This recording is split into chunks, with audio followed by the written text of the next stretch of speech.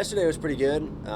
Today we're about to get on track. It's been kind of rainy today, but it's nice to come up here. This is probably one of the most difficult places we come to on the schedule, and one of the most unique places. So it's nice to get up here for a couple days and try some things we can't normally try at the racetrack or on the weekends. Just don't have enough time, and here we can kind of come up with ideas and be a little bit more precise with our changes. So it's been a good day so far of testing. We still have a little bit ways to go, but it definitely gives us a good idea before we come back. I know you're probably not going to give away any of your secrets on what changes you are making, but what is it that's unique about this track, those challenges that you mentioned?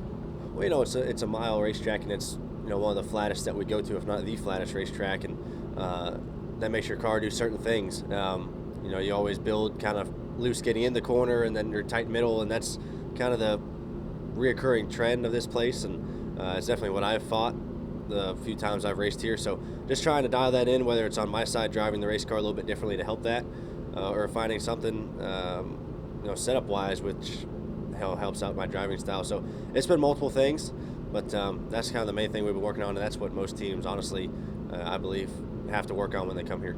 As you mentioned, it is kind of a dreary day. It's been raining. It's also definitely cooler here now than it will be in July. Does that have any impact on what you guys do? Yeah, a little bit.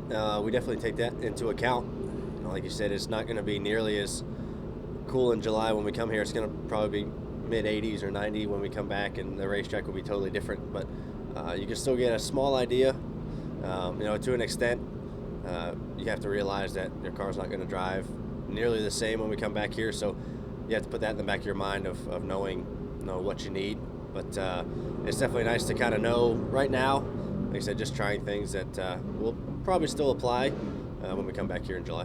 You've been racing really well this season, but still searching for that first win. What's the mentality going forward when you're getting close, but not quite there? Yeah, I mean, I think our team is where it should be. We're running plenty fast enough to try to win any weekend. Honestly, the past month has been pretty rough for us. Whether it's part failures or getting wrecked, I think we've had one good finish at Kansas in the last 5 races, and that's not saying anything bad about our cars. Our cars have been really fast and probably in contention to win any one of those races. It's just the circumstances of, like I said, part failures or getting wrecked, and hopefully we can get over that slump and get back to where this team deserves to be, which is running up front every single week and contending for wins. But I think we're right there. Just a matter of trying to put ourselves in position and trying to close the deal. Now, off the track, you have a nice social media presence, which I know is something NASCAR wants, interaction with fans. But on Twitter, Brad Keselowski had some words for Kyle Busch. I don't know if you saw that about his post-race press conference. Have you ever exchanged words with another driver via social media? Not really. Not in a argument state. I feel like if you're going to do that, do it in person. But that's not my ground to criticize anybody else. It's what they do. I don't like to get in confrontations on Twitter. Like I said, I'd rather do it in person or not get in confrontations at all. But it made a pretty good laugh for me. I enjoy reading about it and seeing it on Twitter. It's funny to me, but no, I try to stay away from that side of it. Does bad blood boil up in NASCAR, and what are the rivalries like between drivers?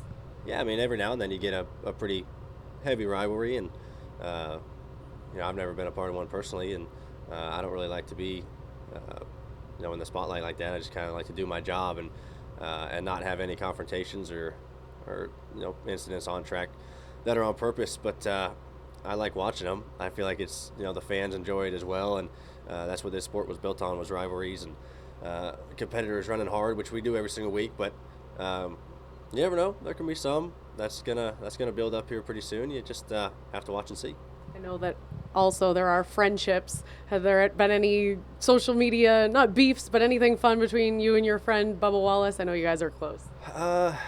Nothing recently. It's been pretty tame, which has been nice, but it's a long season. We'll probably in the summer months get going at it, but it's been pretty calm, which has been surprising so far. But you never know. That's another thing you'll have to just wait and see, because I'm sure something will come up soon.